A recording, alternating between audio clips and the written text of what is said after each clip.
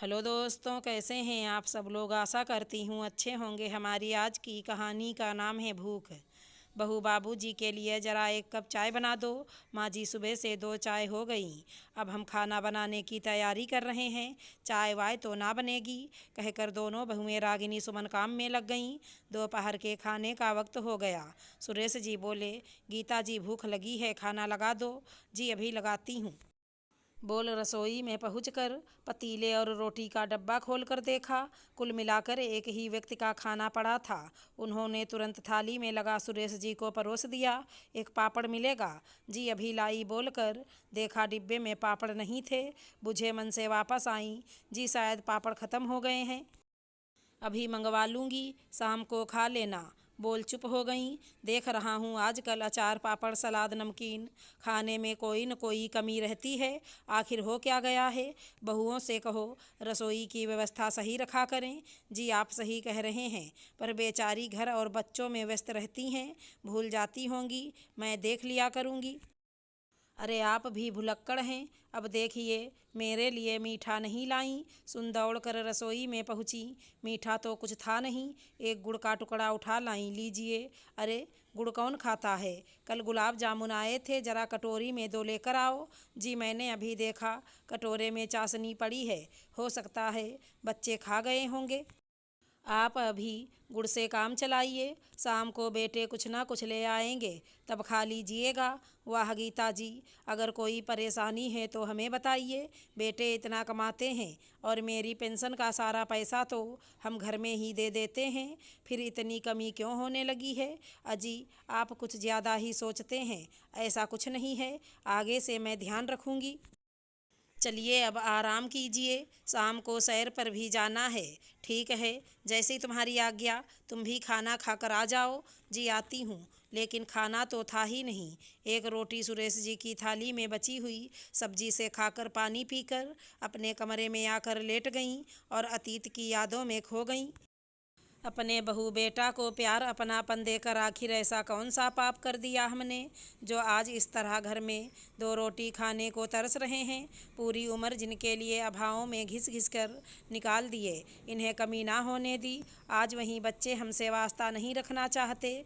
ना कभी गलत बोला ना गलत किया, फिर सज़ा क्यों?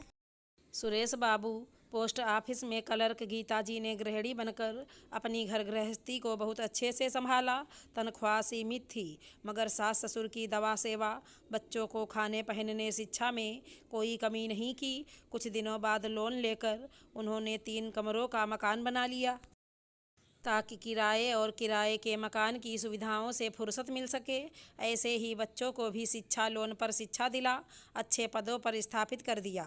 दोनों बेटों की शादी के बाद दोनों बहुओं को उन्होंने बेटी बनाकर रखा, कभी किसी प्रकार की कमी नहीं होने दी, कभी भी मायके आने जाने पर रोक टोक नहीं लगाई।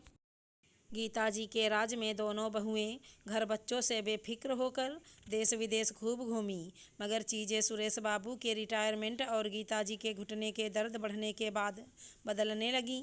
घर की व्यवस्था ठीक बनी रहे, कोई भेदभाव ना हो, इसलिए सुरेश जी ने 1 महीने की पेंशन बड़ी बहू, 1 महीने की पेंशन छोटी बहू को देने का तय किया।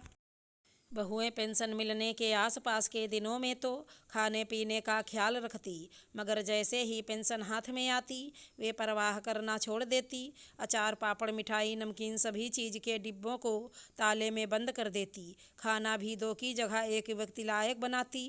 बुढ़ापे में भूख ज़्यादा ही लगती है, क्या करें?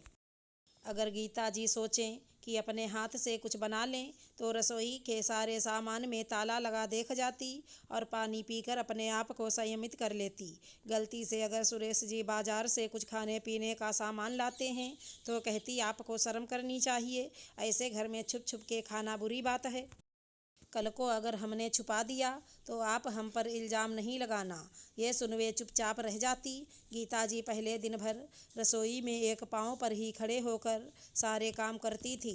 दोनों बहुएं आराम फरमाती, मगर अब उनके घुटने की दर्द की वजह से वो रसोई के कामों में हाथ ना बटा पाती, जिस वजह से अब बहुओं को उन पर चिढ़ाने लगी।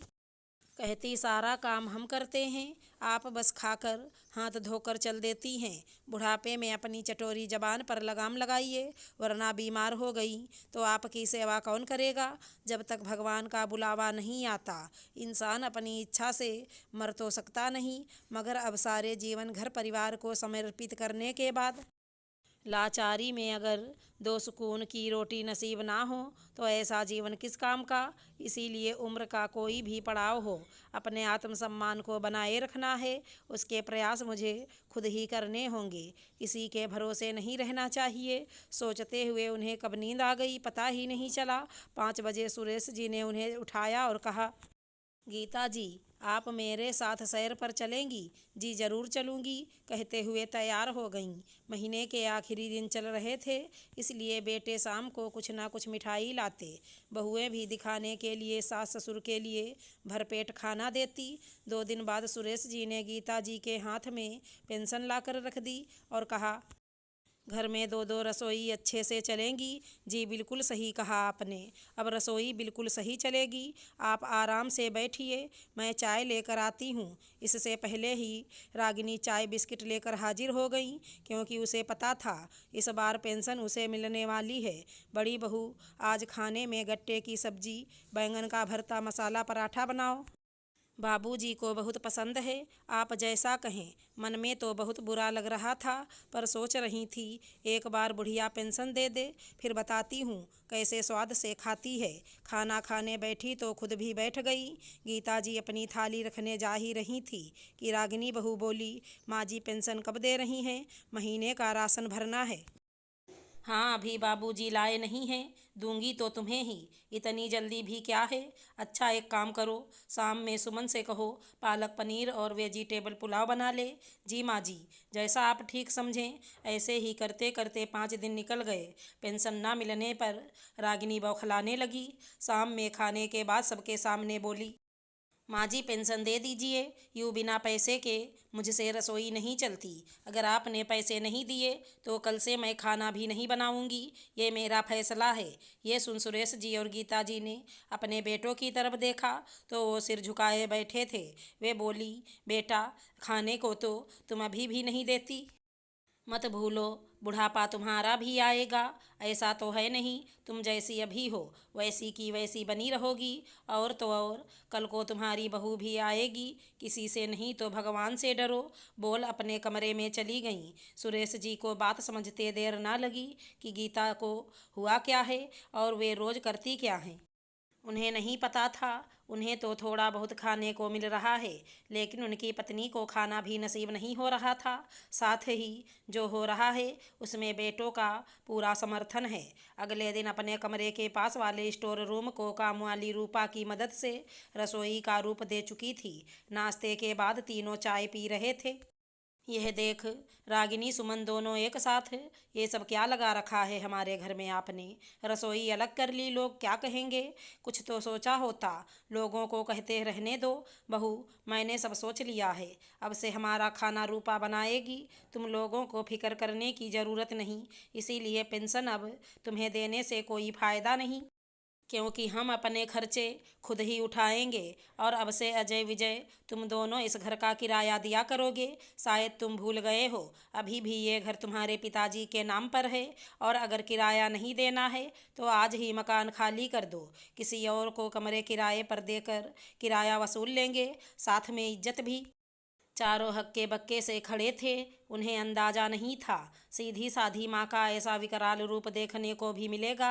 बदतमीजी, दुर्व्यवहार करने की वजह से घर हाथ से पेंशन भी गई, और ज़्यादा किसी ने बोला तो सिर से छत भी चली जाएगी।